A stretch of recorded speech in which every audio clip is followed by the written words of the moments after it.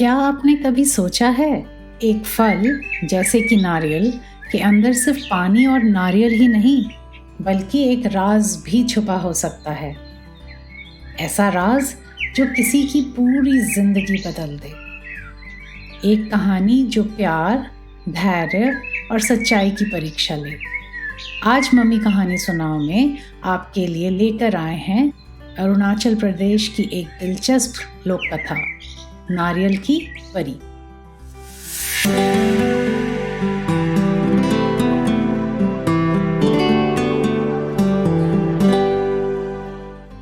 कहानी शुरू करने से पहले एक छोटी सी गुजारिश। अगर आपको हमारी कहानियाँ पसंद आती हैं तो हमारे चैनल मम्मी कहानी सुनाओ को ज़रूर सब्सक्राइब करें और बेल आइकन दबाना ना भूलें ताकि नई कहानी जैसे ही आए आप सबसे पहले सुन सकें। आपका एक सब्सक्राइब मुझे और कहानियाँ सुनाने का मोटिवेशन देता है। Thank you.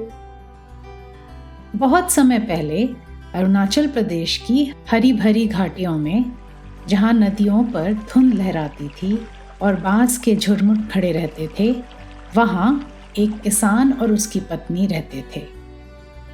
उन्हें कोई संतान नहीं थी, लेकिन कहते हैं देवताओं को उन पर दया आई और उन्होंने एक देवदूत को मानव रूप में भेज दिया, उनका पुत्र बनाकर। उन दोनों ने उस बच्चे का नाम रखा चाओ मलाकुंगनी। चाओ पशु पक्षियों के बीच में पला बढ़ा। उसकी दिनचर्या का जरूरी अंग था रात को दादी के पास बैठकर उनकी कहानियां सुनना, जिसमें से सबसे ज्यादा उसे फलों में से निकलती हुई परियों की कहानी सबसे अच्छी लगती थी। समय बीतता गया और चाओ बड़ा हुआ। गांव की अन्य माएं उसकी शादी के लिए उससे दुल्हनें मिलाने लेके आने लगी, लेकिन चाओ ने सबको मना कर दिया। उसने उन सब से कहा और माफी भी मांगी कि मैं तो सिर्फ एक परी से ही विवाह करूंगा। मेरे दिल ने उसकी आहट पहले ही सुन ली है, मैं उसे खोजने जाऊंगा। ये सुनकर चाओ के माता पिता दुखी हुए, लेकिन उन्होंने उसे रोका नहीं। उन्होंने उसके लिए चावल और पानी का मटका बांध दिया और दादी ने उसके हाथ पर एक लाल धागा बांधते हुए कहा, सीधे सीधे चलना बेटा, कांटों से डरना नहीं। चाओ जंगल की ओर निकल पड़ा। रास्ते में बांस और अन्य पेड़ों के कांटे उसके कपड़े फाड़ रहे थे, लेकिन वो चलता रहा। चलते चलते उसे एक साधु मिले जो एक पत्थर पर बैठे हुए थे। उन्होंने चाओ से पूछा, कहाँ जा रहे हो बेटा? चाओ ने कहा, मैं एक परी को ढूंढने जा रहा हूँ जिससे मैं शादी करूँगा। साधु समझ गए और उन्होंने कहा, सीधे सीधे चलते रहो, परछाइयों से मत घबराना, ना ही भटकना। चाओ ने उनकी बात मानी और चलता रहा। कुछ समय बाद उसे एक और साधु मिले। जब चाओ ने उनसे कहा कि वो परी को ढूंढने निकला है, तो साधु ने कहा, बेटा, परी तुम्हें एक नारियल के अंदर मिलेगी, लेकिन नारियल को पेड़ से तभी तोड़ना जब नारियल पक जाए। और ये भी याद रखना कि जहाँ नारियल का पेड़ है उस बगीचे की रखवाली फिफाइस आत्मा करती हैं। उनके सो जाने के बाद ही तुम पेड़ के पास जाना। ये सामान लो, इसमें भोजन, पानी और कपड़ा है। अपना ध्यान रखना बेटा। साधु का आशीर्वाद लेकर चाओ फिर सीधे चलने लगा। भोर तक चाओ एक बगीचे में पहुंचा। बीच में एक बड़ा नारियल का पेड़ था, जिसके चारों तरफ सही में बेफैज आत्माएं बैठी हुई थीं। वो थोड़ा डर तो गया, लेकिन उसे साधु की बात याद आ गई। जब सूरज चढ़ा तो वे सारी आत्माएं सो गईं। चाओ धीरे से पेड़ के पास गया। उसने एक नारियल को छुआ जो कि थोड़ा सा चमक सा रहा था। छूने पर अंदर से एक आवाज आई, अभी नहीं, मैं अभी कच्ची हूँ, अभी थोड़ा रुक जाओ।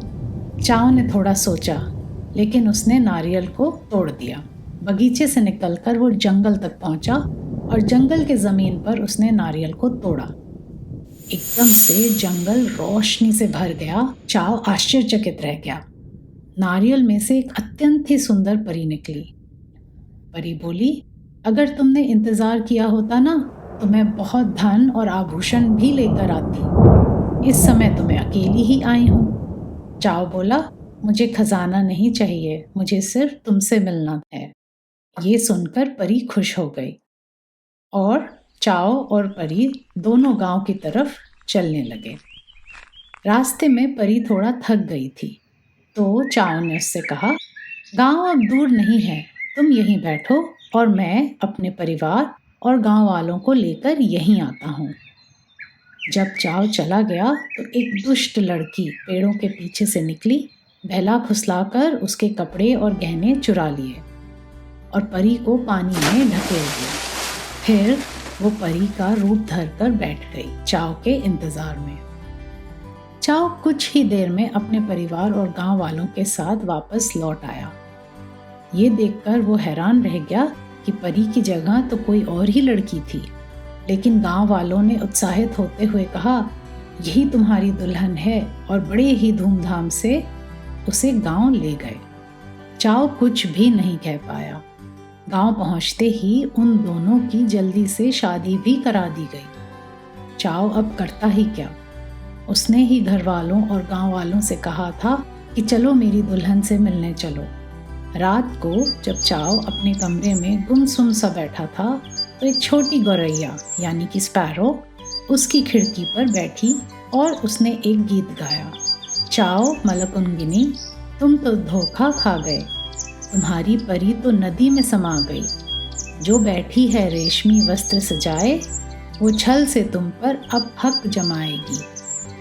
फिर गौरैया ने उसे पूरी बात समझाई कि उससे परी ने कहा था कि अभी नारियल पका नहीं है, मुझे मत तोड़ो। ये सब उसका ही नतीजा है। फिर उसने सिलसिलेवार बता दिया कि कैसे उसकी पत्नी ने परी को बहलाया, फुसलाया और नदी में धकेल दिया। अगली सुबह चाओ ने अपनी पत्नी से सच कहने को कहा। उसकी पत्नी गुस्सा हुई, चिल्लाई, चीखी तो गांव के बड़े बुजुर्ग इकट्ठा हो गए घर के बाहर। फिर उस लड़की ने अपना अपराध स्वीकार कर ही लिया। गांव के बुजुर्गों ने निर्देश दिया कि उसको एक बड़े ढोल में बंद कर नदी में बहा दिया जाए। फिर सबने असली परी को ढूंढना चालू किया, लेकिन वो नहीं मिली। बस जहां तहां गौरैया के पंख मिल जाते या फिर गौरैया गाती हुई सुनाई देती, पर असली परी कभी वापस नहीं आई।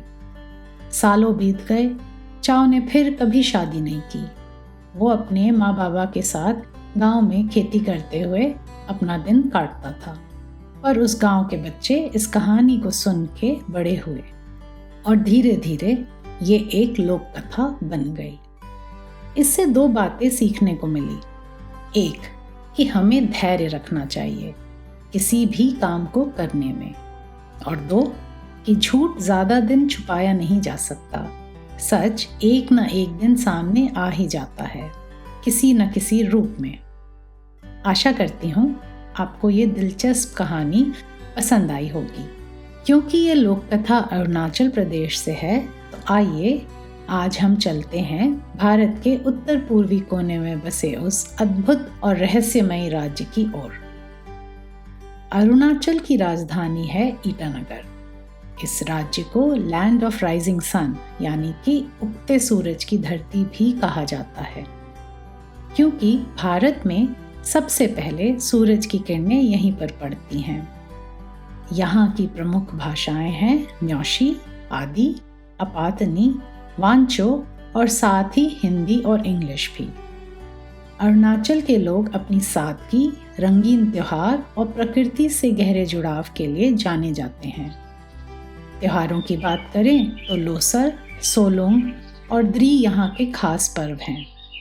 इन मौक़ों पर रंग बिरंगे वस्त्र, लोक नृत्य और गीत अरुणाचल की वादियों में गूंज उठते हैं। खाने की बात करें तो थुक्पा, मोमोज, अपोंग और लुक्टर यहाँ के स्वाद की पहचान है। इतिहास और संस्कृति की ओर देखें तो यहाँ के मंदिर, मठ, जनजाति परंपराएं अद्भुत हैं।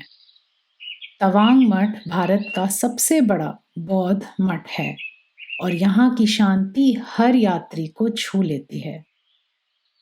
कला की बात हो तो अरुणाचल प्रदेश अपनी जनजाति हस्तकला, बांस और बेंत के काम तथा पारंपरिक परिधानों के लिए मशहूर है। ये हमें सिखाता है कि इंसान और प्रकृति मिलकर जीवन को और सुंदर ही बनाते हैं। सचमुच अरुणाचल प्रदेश जादू, रहस्य, संस्कृति और प्रकृति सबका संगम है। यही है इसकी असली खूबसूरती।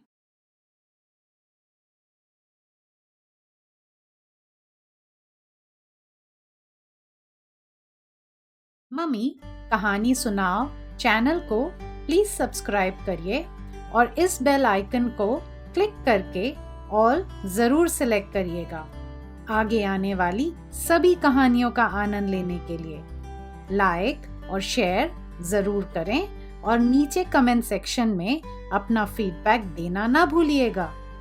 सी यू सून।